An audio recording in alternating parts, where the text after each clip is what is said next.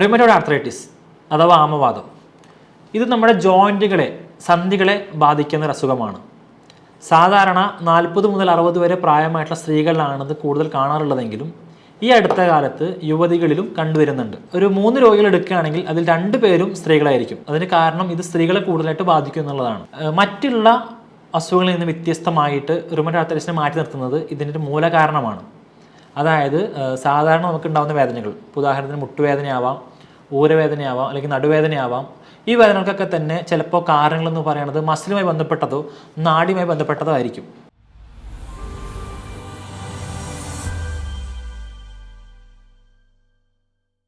റിമറ്റോയ്ഡ് arthritis അഥവാ ആമവാദം ഇത് നമ്മുടെ ജോയിൻറ്റുകളെ സന്ധികളെ ബാധിക്കുന്ന ഒരു അസുഖമാണ്. സാധാരണ 40 മുതൽ 60 വരെ പ്രായമായിട്ടുള്ള സ്ത്രീകളിലാണിത് കൂടുതൽ കാണാറുള്ളതെങ്കിലും ഈ അടുത്ത കാലത്ത് യുവതികളിലും കണ്ടുവരുന്നുണ്ട്. ഒരു 3 രോഗികൾ എടുക്കുകയാണെങ്കിൽ അതിൽ 2 പേരും സ്ത്രീകളായിരിക്കും. അതിന് കാരണം ഇത് സ്ത്രീകളെ കൂടുതലായിട്ട് ബാധിക്കും എന്നുള്ളതാണ്. മറ്റുള്ള അസുഖങ്ങളിൽ നിന്ന് വ്യത്യസ്തമായിട്ട് റിമറ്റോയ്ഡ് ആർത്രൈറ്റിസിനെ മാറ്റി നിർത്തുന്നത് ഇതിൻ്റെ ഒരു മൂല കാരണമാണ്. അതായത് സാധാരണ നമുക്കുണ്ടാകുന്ന വേദനകൾ, ഉദാഹരണത്തിന് മുട്ടുവേദനയാവാം, ഊരവേദനയാവാം, അല്ലെങ്കിൽ നടുവേദനയാവാം. ഈ വേദനകൾക്കൊക്കെ തന്നെ ചിലപ്പോൾ കാരണങ്ങളെന്ന് പറയുന്നത് മസിലുമായി ബന്ധപ്പെട്ടതോ നാഡിയുമായി ബന്ധപ്പെട്ടതോ ആയിരിക്കും. അല്ലെങ്കിൽ നമുക്കറിയാം യൂറിക് ആസിഡുമായി ബന്ധപ്പെട്ടിട്ട് വരുന്ന വേദനകളുണ്ട്. എന്നാൽ ഇതിൽ നിന്നെല്ലാം വ്യത്യസ്തമായിട്ട് ആമവാദത്തെ മാറ്റി നിർത്തുന്നത് അതിൻ്റെ കാരണമാണ്. ആമവാദത്തിൻ്റെ പ്രധാനപ്പെട്ട കാരണമായിട്ട് പറയുന്നത് ഓട്ടോ ഇമ്മ്യൂൺ ഡിസോർഡറാണ്. ഓട്ടോ ഇമ്മ്യൂൺ ഡിസോർഡർ എന്ന് പറഞ്ഞു കഴിഞ്ഞാൽ നമ്മുടെ ശരീരത്തിൻ്റെ അകത്ത് എന്തെങ്കിലും ഒരു വസ്തു പുറത്തുനിന്ന് പ്രവേശിച്ചു കഴിഞ്ഞാൽ അതിനെ പ്രതിരോധിക്കാനുള്ള നമ്മുടെ ബോഡിയുടെ തന്നെ ശരീരത്തിൻ്റെ തന്നെ ഒരു മെക്കാനിസമാണ് ഡിഫെൻസീവ് മെക്കാനിസം എന്ന് പറയപ്പെടുന്ന ഇമ്മ്യൂണിറ്റി.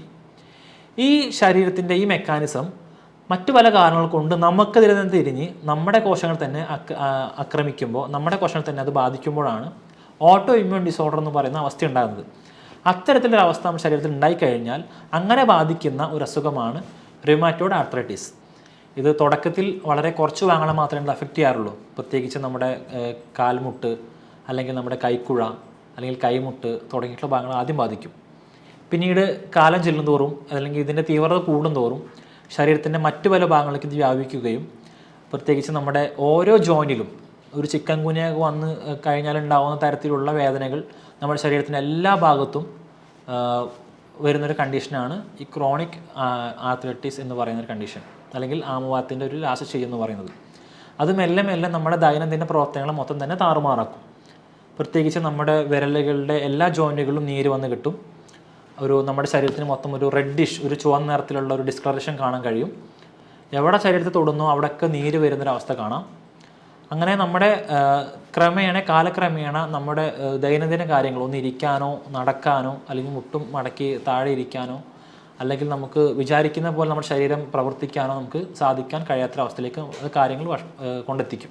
റിമറ്റോയ്ഡ് ആർത്രൈറ്റിസിൻ്റെ അല്ലെങ്കിൽ ആമവാദത്തിൻ്റെ പ്രധാനപ്പെട്ട ലക്ഷണങ്ങൾ എന്ന് പറയുന്നത് സന്ധികൾ ഉണ്ടാവുന്ന നീരുകെട്ടും വേദനയുമാണ്. അത് ആദ്യം ഏതെങ്കിലും ഒരു പ്രത്യേക ജോയിൻറ്റിലായിരിക്കും. ഒരു പക്ഷേ അത് കാൽമുട്ടിലാവാം, കൈമുട്ടിലാവാം, കൈക്കുഴയിലാവാം. പിന്നീട് കാലക്രമേണ ഇത് മറ്റു പല ഭാഗങ്ങളിലേക്കും വ്യാപിക്കുകയും എല്ലാ സന്ധികളിലും നീരുകെട്ടും വേദനയും വരുന്നൊരവസ്ഥയിലേക്ക് അത് കൊണ്ടെത്തിക്കുകയും ചെയ്യും. പ്രത്യക്ഷത്തിൽ ചിക്കൻ ഗുനിയ വന്ന് പോയ ഒരാൾക്ക് ഉണ്ടാവുന്ന സന്ധിവേദന അതുമായിട്ട് കിടപിടിക്കാവുന്ന തരത്തിലുള്ള വേദനയായിരിക്കും ഈ ആമവാദമുള്ള ആളുകൾക്ക് ഉണ്ടാവാറുള്ളത്. പ്രത്യേകിച്ച് യുവതികളിൽ കാണുമെന്ന് നേരത്തെ പറഞ്ഞു. അപ്പോൾ ഇത്തരം വേദനകൾ തുടക്കത്തിൽ അവർക്ക് വലിയ പ്രശ്നം ഉണ്ടായിരിക്കില്ല. പിന്നീട് അത് കാലക്രമേണ എല്ലാ ജോയിൻറ്റിനെയും ബാധിക്കുന്നത് വഴി അവരുടെ ദൈനംദിന കാര്യങ്ങൾ കൂടി അവതാളത്തിലാവുന്നൊരവസ്ഥയിലേക്ക് ഇത് കൊണ്ടെത്തിക്കും. ഈ ജോയിൻറ്റുകളിൽ നീരുകെട്ട്, അതുപോലെ അസഹനീയമായിട്ടുള്ള വേദന, ജോയിൻറ്റുകൾ മടക്കാനുള്ള പ്രയാസം, തൊടുമ്പോഴുള്ള വേദന, ഇതൊക്കെ അപ്പുറത്തേക്ക് ഈ സന്ധികളിൽ വരുന്ന സ്റ്റിഫ്നെസ്, അതായത് സന്ധികൾ ബലം വെക്കും, അതൊരു അവസ്ഥയും കൂടി കണ്ടുവരാറുണ്ട്. നമ്മൾ ആഗ്രഹിക്കുന്ന പോലെ നമ്മുടെ സന്ധികൾ തിരിക്കാനോ അതുപോലെ കൈ ഇങ്ങനെ മറിക്കാനോ കുഴയ്ക്കാനോ ഉള്ള ബുദ്ധിമുട്ടുകൾ നമുക്ക് കണ്ടുവരാറുണ്ട്. ഇതിൻ്റെ ഒരു പ്രത്യേകതയാണ്. ഇതുപോലെ തന്നെ ആമവാദം പിടിക്കപ്പെട്ട ആളുകൾക്ക്, റിമറ്റോയ്ഡ് ആർത്രൈറ്റിസ് പിടിക്കപ്പെട്ട ആളുകളുടെ സ്കിൻ ടെക്സ്ചറിൽ ഒന്നും കൂടി ഹോട്ട്നെസ് കൂടുതലായിരിക്കും. നമ്മൾ തൊട്ട് കഴിഞ്ഞാൽ ഒരു ടെമ്പറേച്ചർ ഫീൽ ചെയ്യാറുണ്ട്. ചില പേഷ്യൻസിലാവട്ടെ ഇതിൻ്റെ ഒരു ആഫ്റ്റർ സ്റ്റേജ് ആയിട്ട് നൊഡ്യൂൾസ് ഫോം ചെയ്യാറുണ്ട്. അഥവാ ഒരു മണികൾ പോലെ നമ്മുടെ ജോയിൻറ്റുകളിൽ മുളച്ചു വരാറുണ്ട്. അതാണെങ്കിൽ തൊട്ട് കഴിഞ്ഞാൽ അസഹനീയമായിട്ടുള്ള വേദനയും കണ്ടുവരാറുണ്ട്. ഇത്തരം ചെക്കപ്പിലൂടെ നമുക്കത് മനസ്സിലാക്കാൻ പറ്റും. എന്നാൽ സ്പെസിഫിക് ആയിട്ട് RA ഫാക്ടർ എന്ന് പറയുന്ന ടെസ്റ്റുകൾ ചെയ്ത് തന്നെ നമുക്കിത് ഏതാണ്ട് പോസിറ്റീവായിട്ട് ഫലം വരാറുമുണ്ട്. അപ്പോൾ നമുക്കിത് ഉറപ്പിക്കാം ഇത് റിമറ്റോയ്ഡ് ആർത്രൈറ്റിസ് വന്ന കണ്ടീഷനാണെന്നുള്ളത്. ഓട്ടോ ഇമ്മ്യൂൺ ഡിസോർഡർ ആണെന്ന് നേരത്തെ പറഞ്ഞു കഴിഞ്ഞു. ഓട്ടോ ഇമ്മ്യൂൺ ഡിസോർഡർ വരാൻ പല കാരണങ്ങളുണ്ട്. ഒരു പക്ഷേ അത് ജെനറ്റിക് ആയിരിക്കാം, അല്ലെങ്കിൽ മറ്റെന്തെങ്കിലും കാരണം കൊണ്ട് ഓട്ടോ ഇമ്മ്യൂൺ ഡിസോർഡർ ട്രിഗർ ചെയ്യുന്നതാവാം. ഇപ്പോൾ നമ്മുടെ ശരീരത്തിൽ കൃത്യമായിട്ട് സ്റ്റൊമക്ക് ഇൻറ്റെസ്റ്റൈൻ പോലത്തെ ഓർഗൻസ് പ്രോപ്പറായിട്ട് ഫങ്ഷനിങ് അല്ല എങ്കിൽ, അല്ലെങ്കിൽ നമ്മുടെ ഇൻറ്റെസ്റ്റൈൻ്റെ ഗട്ട് ഹെൽത്ത് പ്രോപ്പർ അല്ല എങ്കിൽ, അവിടെ സഫീഷ്യൻ്റ് ആയിട്ടുള്ള ബാക്ടീരിയാസ് ഇല്ല എങ്കിൽ അവ ബാഡ് ബാക്ടീരിയാസ് മറ്റ് പല ടോക്സിൻസും പുറത്തു വിടുന്നുണ്ടെങ്കിൽ അത് നമ്മുടെ മറ്റു പല ഓർഗൻസിനെ ബാധിക്കാനും അതുവഴി ഓട്ടോ ഇമ്മ്യൂൺ എന്ന് പറയുന്ന കണ്ടീഷൻ ട്രിഗർ ആവാനും ഈ അടുത്ത കാലത്ത് നടന്ന പഠനങ്ങൾ തെളിയിച്ചിട്ടുണ്ട്. അപ്പോൾ ചില കേസുകൾ നമ്മുടെ ഈ പറയുന്ന പ്രശ്നങ്ങളുമായിട്ട് കൂട്ടിക്കെട്ടാവുന്നതാണ്. ഉദാഹരണത്തിന് തൈറോയിഡുമായി ബന്ധപ്പെട്ടിട്ടുള്ള പ്രശ്നം അനുഭവിക്കുന്ന സ്ത്രീകളാണെങ്കിൽ അവർക്കൊരു പക്ഷേ അതിൻ്റെ ഒരു ആഫ്റ്റർ എഫക്റ്റ് ആയിട്ട് ഓട്ടോ ഇമ്മ്യൂൺ ഡിസോർഡർ ട്രിഗർ ആവാം. നേരെ തിരിച്ചും സംഭവിക്കാം. ചില ആളുകൾക്ക് സെറട്ടോണിൻ എന്ന് പറയുന്ന ഹോർമോണിൻ്റെ കുറവ് കൊണ്ട് സംഭവിക്കാം. മറ്റു ചില ആളുകൾക്ക് ഡോപ്പമിൻ്റെ പ്രശ്നം കൊണ്ടായിരിക്കാം, അല്ലെങ്കിൽ എൻഡോർഫിൻ എന്ന് പറയുന്ന ഹോർമോണിൻ്റെ പ്രശ്നം കൊണ്ടായിരിക്കാം. അതൊന്നുമല്ല എങ്കിൽ ഈ പറയുന്ന ഗട്ട് നമ്മുടെ കുടലുമായി ബന്ധപ്പെട്ടിട്ടുള്ള സ്ഥലത്ത് പ്രോപ്പറായിട്ടുള്ള ബാക്ടീരിയാസ് ഇല്ലാത്തതിൻ്റെ പ്രശ്നമായിരിക്കാം, തൈറോയ്ഡ് കൊണ്ടായിരിക്കാം. ഇതെല്ലാം കൊണ്ടും ഓട്ടോ ഇമ്മ്യൂണിലേക്ക് അത് മെല്ലെ അത് കൊണ്ടെത്തിക്കാം. മറ്റ് വേദനകളിൽ നിന്ന് ഇതിന് വ്യത്യസ്തമാക്കുന്നത്, അല്ലെങ്കിൽ മറ്റ് അസുഖങ്ങളിൽ നിന്ന് റുമറ്റോയ്ഡ് ആർത്രൈറ്റിസിന് വ്യത്യസ്തമാക്കുന്നത് മറ്റ് ചില കാരണങ്ങൾ കൂടിയാണ്. ഉദാഹരണത്തിന് ഇതിനുണ്ടാകുന്ന നൊക്ടേണൽ ഫീവർ അഥവാ രാപ്പനി എന്ന് മലയാളത്തിൽ പറയും. ഇത്തരം പേഷ്യൻസിന് പൊതുവെ രാത്രി ഒരു തരം ഫീവർ വരാറുണ്ട്. പ്രത്യക്ഷത്തിൽ ചിലപ്പോൾ അത് യഥാർത്ഥമായിട്ട് ഫീവർ പുറത്തേക്ക് വന്നോളന്നില്ലെങ്കിൽ പോലും അവർക്ക് അകത്തൊരു ചൂട് ഫീൽ ചെയ്യാറുണ്ട്. അത്തരം ആളുകൾക്ക് ഫാൻ ബുദ്ധിമുട്ടായിരിക്കും രാത്രി ഇടുന്നത്, അതല്ലെങ്കിൽ അവർക്ക് മൂടിപ്പോച്ചൊക്കെ എടുക്കേണ്ടി വരും, അല്ലെങ്കിൽ തണുപ്പ് സമയത്ത് അവർക്ക് ഇതിൻ്റെ വേദന അസഹനീയമായിട്ടായിരിക്കും. പ്രത്യേകിച്ച് ഒരു ഡിസംബർ സമയത്തേക്ക് ഇതിൻ്റെ ഒരു ഇൻറ്റൻസിറ്റി തീവ്രത കൂടുന്നതായിട്ട് കാണാൻ കഴിയും. എന്നാൽ ചില ആളുകൾക്ക് ഇതിൻ്റെ ഒരു സ്കിന്നിൻ്റെ കളർ റെഡിഷിലേക്ക്, അല്ലെങ്കിൽ നല്ല ചുവൻ തൊടുത്ത രീതിയിലേക്ക് അവരുടെ സ്കിന്നിൻ്റെ കളർ മാറാറുണ്ട്. ചില പേഷ്യൻസിലാവട്ടെ ഭക്ഷണം കഴിക്കുന്ന പ്രവണത കുറഞ്ഞു വരാറുണ്ട്. കാരണം ഒന്നുമില്ലെങ്കിൽ ഒരു പക്ഷേ അസഹനീയമായിട്ടുള്ള വേദന കൊണ്ടായിരിക്കാം, അതല്ലെങ്കിൽ ഇതിൻ്റെ അസോസിയേറ്റ് ആയിട്ട് വരുന്ന സിംറ്റം കൊണ്ടും ആയിരിക്കാം. ഭക്ഷണം അവർക്ക് അധികം കഴിക്കാൻ ഈ അസുഖം മൂലം സാധിക്കാതെ വരാറുണ്ട്. ആ അസുഖം മൂർച്ഛിക്കുന്നത് മൂലം ഭക്ഷണം കഴിക്കുന്നത് കുറയുകയും അതുവഴി ഇവരുടെ വെയിറ്റ് ലോസ് നടക്കുകയും ചെയ്യും. അതായത് ഈ അസുഖം മൂർച്ഛിക്കും തോറും ഇവരുടെ വിശപ്പ് കുറയുകയും അതിൻ്റെ ഫലമായിട്ട് ഇവരുടെ ബോഡി വെയിറ്റ് കുറയുന്ന ഒരു അവസ്ഥയും കണ്ടുവരാറുണ്ട്. അപ്പോൾ ഇത്തരം ഒരുപാട് സൈൻ ആൻഡ് സിംറ്റംസ് കൂടി ചേർന്ന ഒരു കണ്ടീഷനാണ് റുമറ്റോയ്ഡ് ആർത്രൈറ്റിസ് എന്ന് പറയുന്ന ആമവാദം.